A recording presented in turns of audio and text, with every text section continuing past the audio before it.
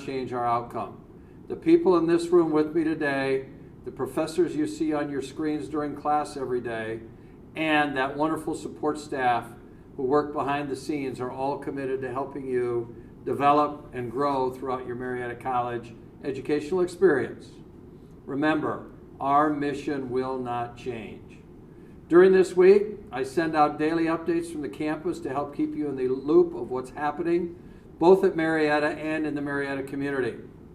We will continue to communicate important information to you through those messages, as well as with regular question and answer town halls and on our website. Please remember to share those updates, as I've said, with your family. Mom, dad, grandma, grandpa, sisters and brothers are important too. Your family needs to be aware of any changes that may also affect them, and they may wish to help you as we go through these challenges. The biggest update we received came in response to President Trump's extension of the social distancing mandate, which is now through April 30th. This affects you because students will have to wait until May 1st to move out of the residence halls. Joining me today is Dr. Janet Bland, Provost and Dean of the Faculty, and Dr. Richard Danford, who is our Vice President for Student Life and Diversity. I'll ask Dr. Danford to talk more about what is happening with move-out dates and other areas of student life that will be important to you. Richard? Thank you, Bill. Good morning, PIO Nation. It's great to be with all of you this morning.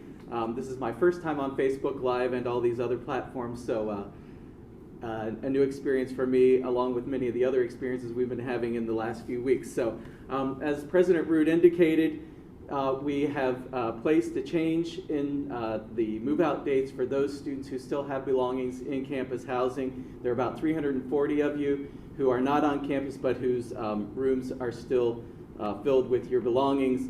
We had originally indicated that would be happening on April 6th because of the mandate from the federal government and the state government of Ohio, as well as the state government of West Virginia.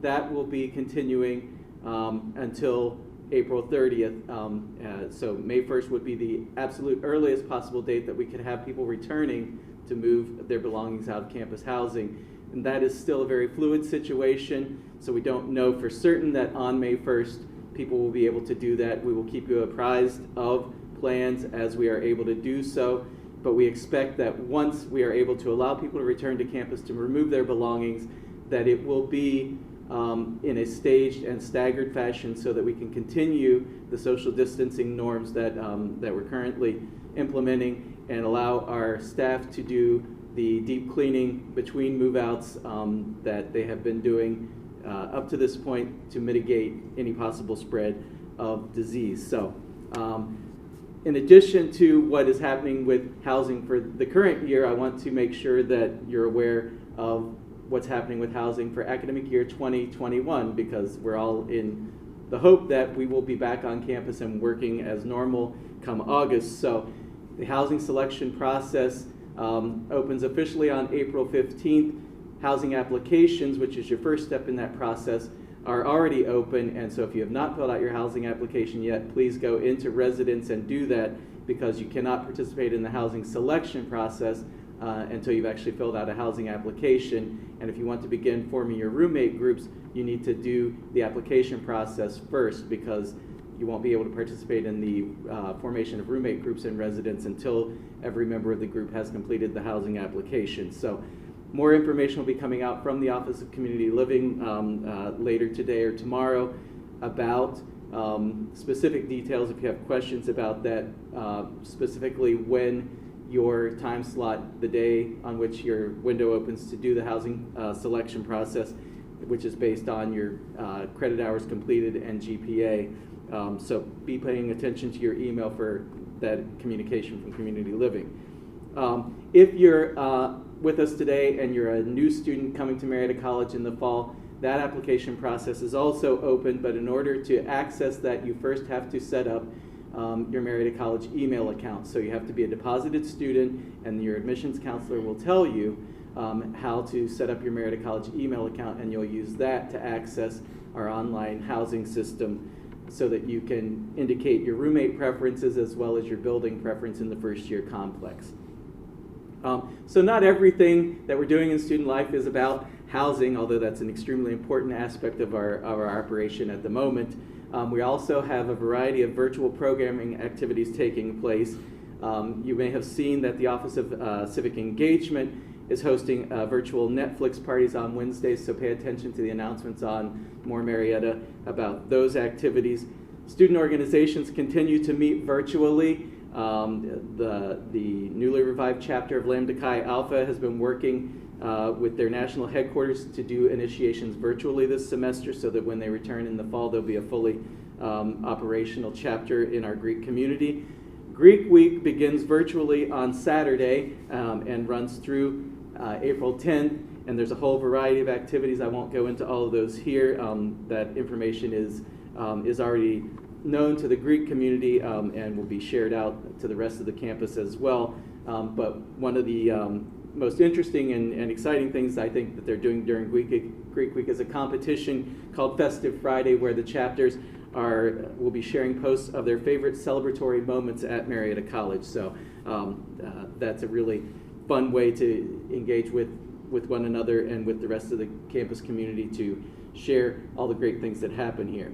On April 13th at 7 p.m., we'll be hosting an online coloring event called Natterdoodle, and that includes a competition based on the iconic hot air balloon image for Doodah Day, and will be an opportunity for those who participate to win some Doodah Day stuff. So, and then on April 17th, Friday, April 17th, Doodah Day goes digital. We are working with the Office of Alumni Relations, who sponsors Doodah Day everywhere, to have a full online experience for Doodah Day for everyone that will include an online trivia competition, photo galleries of Doodah Days past and present. We'll have online entertainment that is a comedian who's still under contract. We're working through the details of the contract, so I don't want to announce the name. It won't be typical stand-up comedy sketch. It will be sort of a variety of comedic presentations through an online format that will be family friendly, so please invite siblings, parents, other family members and friends to join in for that. And then there will be other activities happening online as well that will be finalized at our meeting tomorrow. So, and then on April 20th at 8 p.m. we'll be hosting a Super Smash Brothers tournament online. So get your teams together, get ready to fire up your consoles, excuse me. And there will be commentators, there will be brackets, the whole 9 yards of an esports tournament featuring Super Smash Brothers games. So that's all I have for right now. Thanks for your attention. Thanks for being with us. And please, if you have any questions associated with student life, send them our way so that we can answer those. Bill, back to you. Introduce Janet. Introduce Janet. Sorry about that. Janet, please come to the podium. Hi, Pioneers. I'm Janet Bland. I'm the Provost and Dean of the Faculty. We have a few updates. We continue to work on virtual graduation for those of you who are graduating seniors. Bill and I did a town hall that many of you participated in. And yesterday I sent out a reminder link that's to our graduating seniors to make sure you are weighing in on our two-part graduation. Remember, May 3rd is going to be virtual, and after that we're really looking for a date that our seniors want to congregate so we can put something together that looks like a real graduation. We know this is sad for you, and so we're really trying to make sure that we don't lose our class of 2020 without having an adequate celebration. The most common question from the largest amount of people I'm getting refers to both grades and dropping courses. Remember, if you drop a course, and we are encouraging you to hang tight, hang on there, the deadline is the last day of class. So you have plenty of time to consider how you're doing. Obviously, if you're concerned about it, I'd like you to be in contact with your faculty. We want to have a lot of flexibility for you to be able to do that, but we really do not want to have you panic and drop classes, because we need to have you continue to make academic progress, because we're not always going to be in this situation. The second question we really get is about the alternative grading. And I know it might seem a little slow to you, but again, we have time. For 2 weeks in a row, our faculty council has discussed this. We meet, Bill and I meet with faculty council via Zoom, and we've had multiple other faculty zooming in to talk about this. They are aware of your concerns.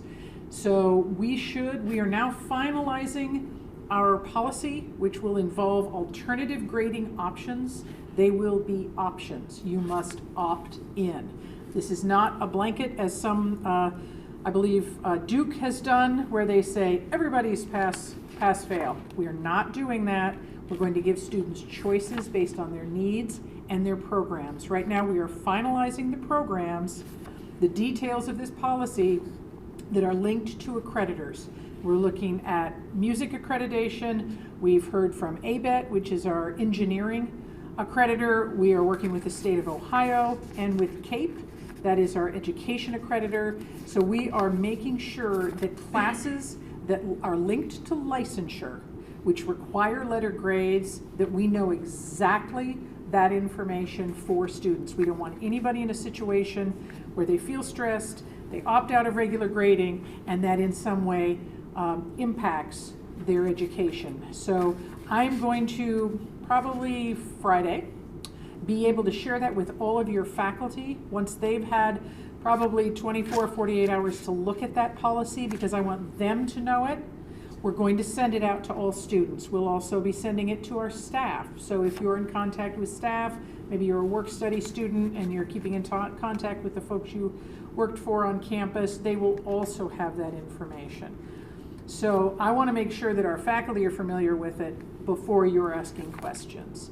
So first of all, if you're struggling in a class, I really want you to be reaching out to your faculty members.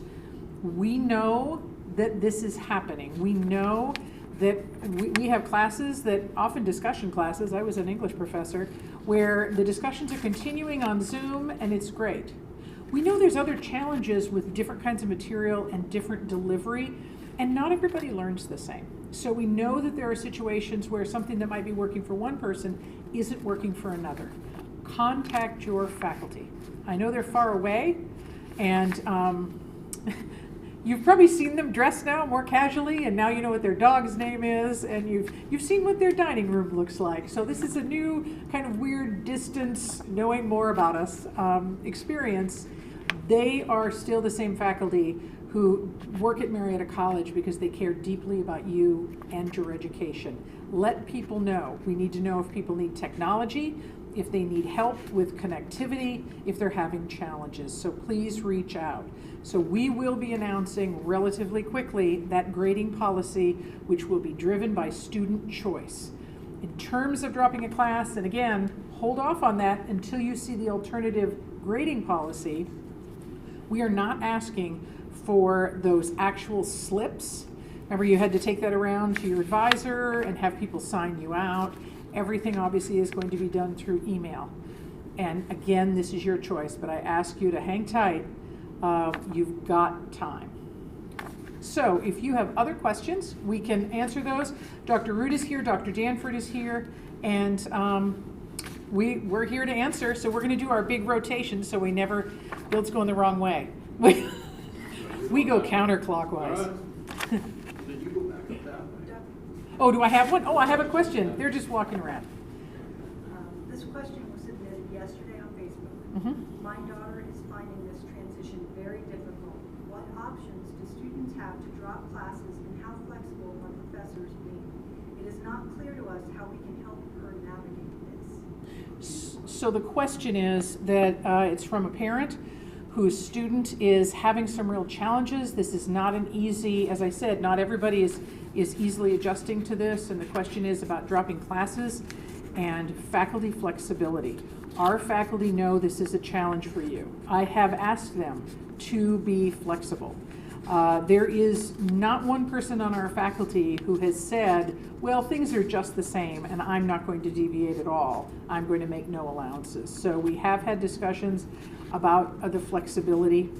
Options obviously include When we put it out in several days, the alternative grading, which allows you to get credit for classes without perhaps maybe getting that level of achievement, but it also allows for choice because you may be doing differently in different classes. So if you know you're getting an A in a class, don't take alternative grading for that, and you will be able to pick among your classes. There will be a credit limit as to how many you can do. I would urge this student to reach out to your faculty. If you have questions that you don't feel are being answered, please reach out to me. My email is jlb001@marietta.edu. Contact me by email. If you want to talk on the phone, we can talk on the phone.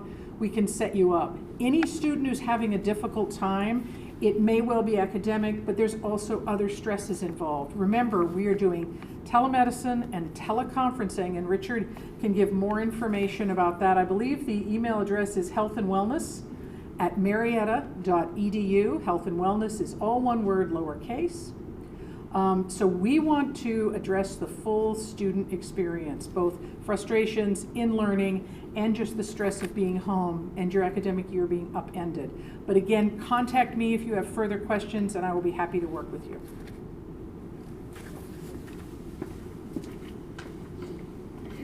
The next question is, are there international students still on campus, and if so, how are they coping? The question is about our international students, whether we still have any of those students on campus, and if so, how they are coping. The answer is yes, we do still have some international students among the approximately 7 students who are still residing in campus housing. They are coping well at this point. It has been an adjustment process for them, as it has been for all our other students. And of course, the students who are on campus don't have the same sort of support networks that students who are at home with their families or residing with close family friends might have. But we have hosted international students on our campus for many, many years and have very well-developed support networks in place, and students are reaching out, making use of those resources. Those resources are reaching out and connecting with those students to ensure that they are having as positive experience as possible under current circumstances. So thank you for that question. Next question is also to you. Returning students are to complete the housing applications, is that correct? If so, my son's application says first-year student housing, which is only giving him freshman dorm choices. Yes. I have to retract the statement that I made earlier. A little miscommunication happened. The housing application for returning students will not open until April 15th, and that is because students need to first be pre-registered for the fall semester in order to be able to apply for campus housing. So pre-registration wraps up shortly before that, and the Records Office has promised to have the Office of Community Living a list of all registered students by the end of the day on April 13th. So the housing applications will open on April 15th once we've had the opportunity to load all those students into the system and have everything prepared so that they can complete the housing application and then begin the roommate group formation and that sort of thing. Next question, can I still move my stuff out of Greek housing? The question is whether or not a student can remove their belongings from Greek housing. The fraternities are owned by the college, and so the same policy applies to the fraternity houses as to the rest of our residence halls. The sorority houses belong to local housing corporations, and they are following the college's lead on policy with regard to move out. So the answer would be no, not until the college makes a decision to allow students to return to complete move out as well.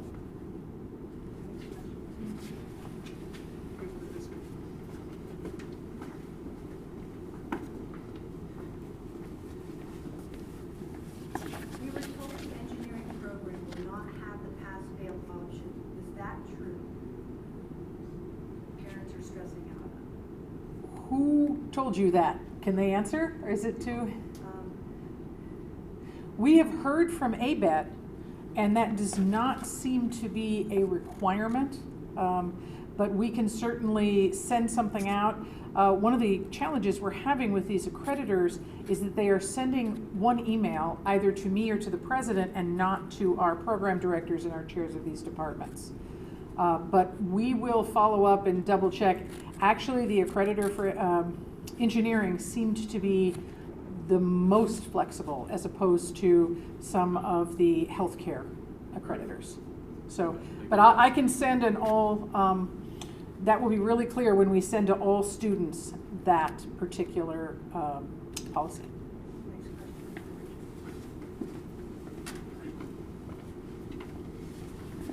There is a question from someone online asking me to repeat the number of students who are still on campus currently. We have 70 students who are still in campus housing.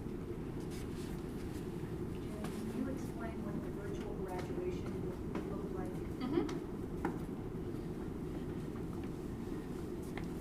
There's a question about what the virtual graduation will look like. We are working with a company called Marching Orders.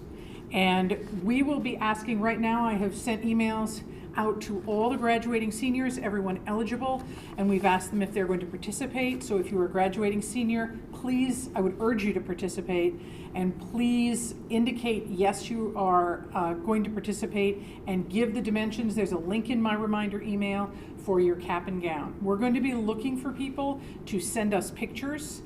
This particular company, Marching Orders, helps us be able to online name you, show your degrees, show your picture. Bill and I will be there live, standing 15 feet apart in our regalia.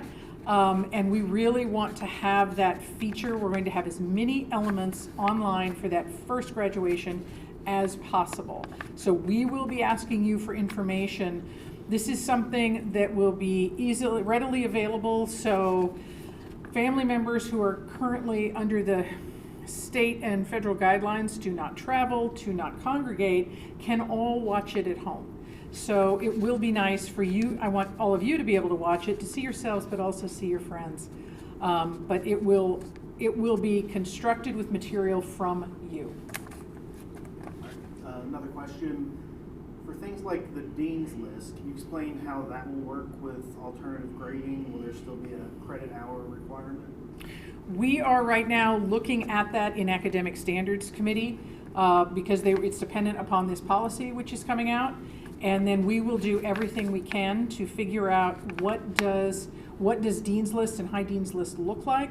In addition, that's the question, is what does the Dean's List look like? In addition to that, those who are eligible for Phi Beta Kappa, they have already been selected before we got on lockdown.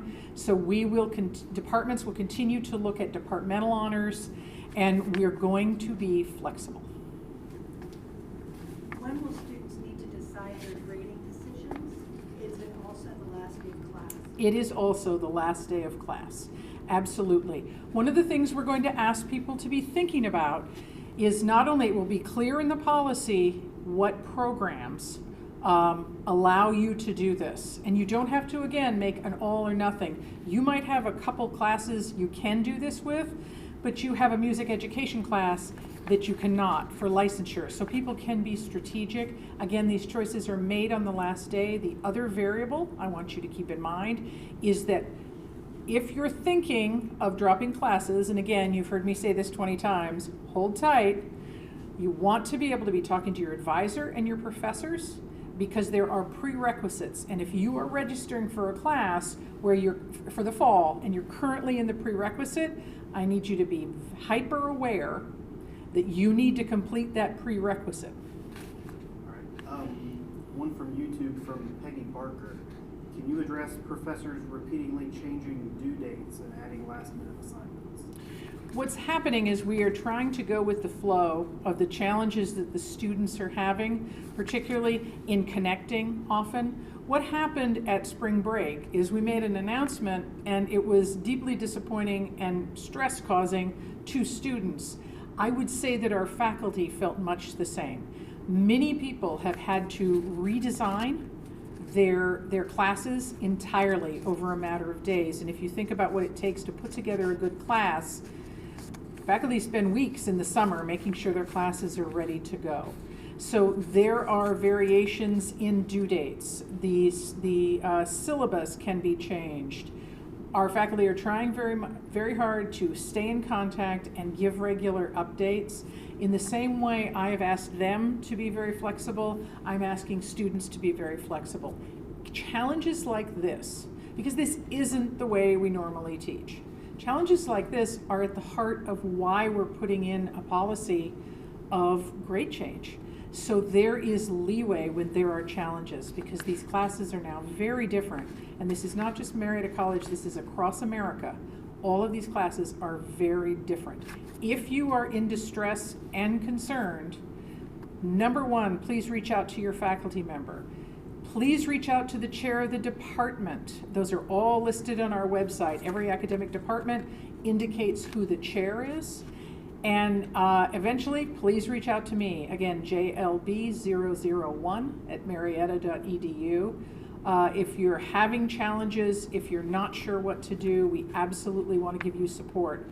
Right now, we are working on a process, and it's not just for those who are challenged or worried about changing due dates or changes in classes, is we're putting together a list of contact information for every single student. And over the next week or so, we will be asking staff, primarily our staff at home, to be calling to whoever that contact information is. It might be to a parent, it might be to the student, and ask a couple questions about how they are doing. So if a number, we're probably calling from Google numbers, so if a number comes up that you don't recognize, there'll be a message. Please listen to it. We are trying to make contact with every student to reach out and see how they're doing on this line. So, and we'll be gathering all that information. Again, and I also thank you for the students who answered the survey that we sent out for the Student Government Association. They gave us a lot of information about some of the frustrations they're having. That also has gone to Faculty Council, has gone to Academic Standards, and has gone to our Academic Resource Center, where we're working to follow up every concern that was raised. So hang tight, but again, reach out to me if you need to. Next question. Can you provide an update on new student orientation, signing up for classes, and housing for the fall? Hi, a question has come in about updates on our summer orientation programming, PIOSOR, and getting signed up for housing for the fall semester for students who will be coming in as first-year students. The great thing about Marietta College is our ability to pivot and pivot quickly because of our size and our agility and the dedicated faculty and staff we have here. So on March 21st, we were scheduled to host our first PIOSOR program for students who had deposited early. And we were able to deliver that in an online format to 158 students and their families. And that was highly successful, very well received. And so we will be repeating that type of event on May 2nd for a group of students who are about 50 in number who had deposited early but were not able to make the March 21st date work for them. So that will be happening. And then for the June dates that we have scheduled, we're hopeful that by that point in time, we will be able to host in-person PIOSOR events, but we are planning for the possibility that we will not be able to do that, and we'll be delivering the same sort of online orientation and registration experience for our incoming students at that point in time. I've got one for you. For those students left on campus, especially those graduating in May, when is the absolute last day they need to move out? The question has to do with students who are still in campus housing, especially those who are graduating seniors. When is the absolute last day that they will need to move out from campus housing? And as I said earlier, this is a very fluid situation. In an ideal, perfect world, we would like to have them completely moved out by noon on May 4th, but that is working under the assumption that the rest of May and all of June and all of July and all of August is going to be business as usual. And at this point, we are not in a place to be able to say that. So I'm not willing to say at this point when the absolute last day for move out will be, because it's too fluid at this point to know.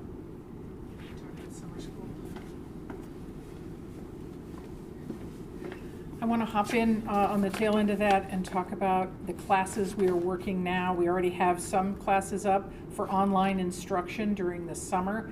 We recognize that there are students who may not be able to be working as much during the summer or may have travel restrictions, and it changes your summer scheduling. So we would like to make sure that there are the most possible classes offered online through the summer. We have 2 sessions we'll be running through the summer and trying to have the richest online offerings that we have. Surprise, surprise, we now have a lot of faculty who know how to teach virtually, so we'll be looking to them. We also recognize that there are students who are either currently on campus or at home who may not be able to be at home during the summer. So we'll be working with those individual students. They may have too far to travel, and they may have immunocompromised folks at home, or there may be other family circumstances that will require a few students to continue on campus, and we will continue to protect and educate and care for those students.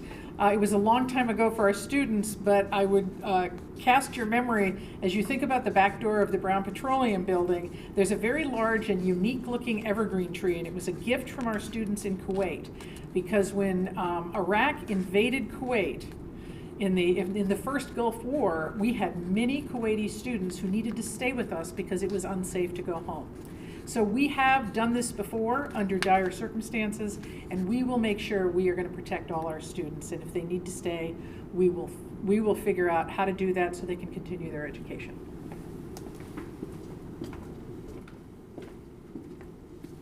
All right. The Tuesday update said our partners at Parkhurst Dining continue to provide free breakfast, lunch, and dinner to our students on campus.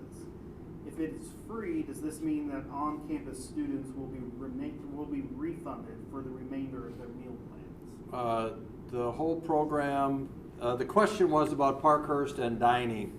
All of the calculations that go into meal plan are on a case-by-case basis. So we will look at students who are on campus, off campus, how long they've been on campus, and exactly what they're getting for their meal plans and when they're going in to get their meals. So that will all be done on a case-by-case basis.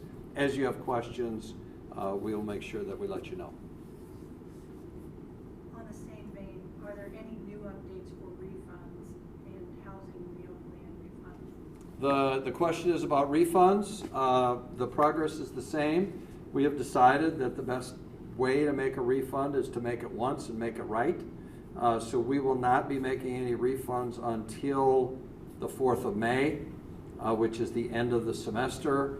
And then again, as I just said before, the whole issue of how long you were on campus, how long you ate meals, what meals you ate, and all of those issues will be taken into account for your refund. And the conversation continues about the ability to take that refund as a credit as we go into next fall, but we're looking at all the financial aid issues associated with that and really seeing what the best way to provide a refund for room and provide a refund for board prorated as you use them during the year.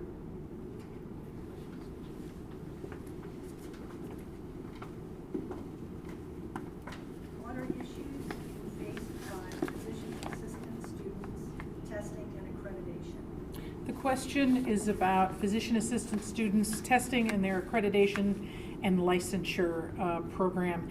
As you know, if you are a second-year student, you are in your clinical phase. We have a 2-year PA program. The first year is didactic, which is all your classwork. Those students in the first year continue to be in the didactic class. We are delivering that virtually, and our PA faculty are working very diligently on that because we want them to be ready for next year with clinicals. What has happened for our second-year students who are in clinical rotations, and they can be taking 12 to 15 of those, is that clinical rotations for PAs were pretty much canceled across the country. So what we have, and this is beyond our control, is a class of second-year PA students, and this is true for every second-year PA student across the country. They have not completed their rotations. We're going to need to be working as we set up rotations for the folks who are first year, looking forward to second year, and we need to finish those rotations for our second year folks.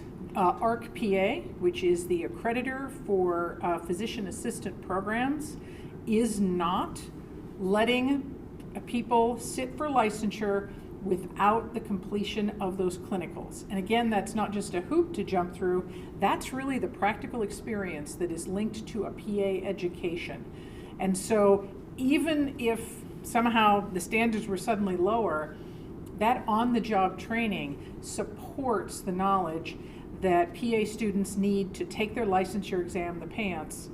Don't you love all these acronyms? That's one of my favorite, the PANTS test. They're not going to be ready. So they need to be able to sit for those well prepared. And so we're going to have to back schedule to figure out what we're going to do for those second-year students because their education is not complete. I'm sure if you are interested in graduate medical education that you are aware that different areas, sometimes medical schools, sometimes nursing, etc., are making different choices. Each one of these fields we are required to be accredited, and they are making national level decisions, so we are complying. We have no means by which we don't. So you may see on television that the NYU Medical School has decided everybody who is near the end of their rotations or has finished everything but hasn't taken any board exams is ready to go, and they're going to be able to be doctors. That's what the medical schools are doing, and that's for people who are getting an MD. So we are required to follow what ARC-PA has, but we are not going to be looking away from our second-year students who haven't completed. There are people, and I will just throw this out, there are people who are asking medical students, nursing students, PA students to volunteer and be backup as we have medical professionals, particularly in heavy outbreak areas. I'm thinking the West Coast and certainly New York, Detroit, Chicago. We are not making any recommendation one way or another to our students to tell them whether or not they should volunteer. That is not our mandate. We are educating them, and so we are not asking them to do that. So I want to be very, very clear because what we have in our second years and our first years is a lot of people who are raring to go to be healthcare professionals, and they're going to be feeling a little like they're sitting on the bench. Please make individual choices about that in terms of your own health and safety.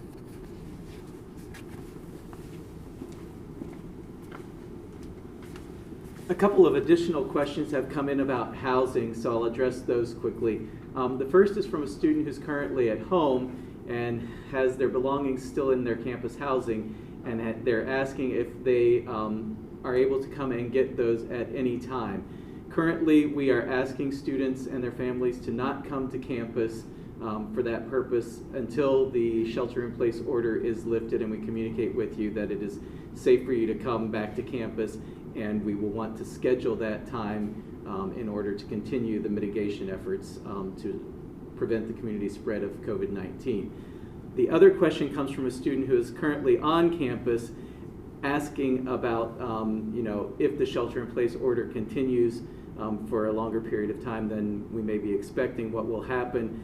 Will they be asked to move out of campus housing completely? The answer, to reiterate what Provost Bland said earlier, is absolutely not. If that is not what is in your best interest, we will take care of you and make sure that you have the housing that you need for as long as that's necessary.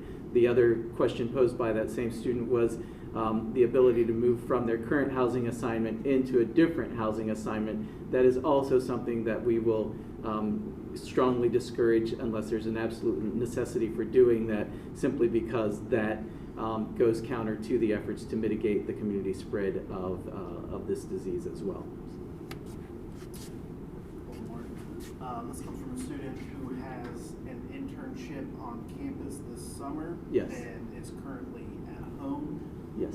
Will that internship still be happening? Will they be allowed to move back onto campus for that internship? The question is from a student who's currently at home who has an internship on campus scheduled for this summer. I can't speak to the internship piece and whether or not that will be happening. That will have to be hammered out with the internship supervisor. But the other question the student had was whether or not they would be able to access campus housing if the internship moves forward this summer, and the answer is yes. The final question that we have today, I think we've answered everybody else's questions, but when this is all over, what is the first thing you plan to do? Question posed to me is, when this thing is all over, what do I plan to do? I hope I can hug a bunch of people. That's what I'd like to do, because there's a whole bunch of people on campus in this room that have just done an incredible job. The second thing I said, I'm going to go downtown to the most crowded restaurant and have my favorite steak, baked potato, and my favorite beverage. So as we get through this, I think we'll have a gradual out as we have a gradual in. And I think we're going to be able to celebrate a number of accomplishments. So we look forward to continuing the shelter-in-place order. We look forward to continuing our social distancing.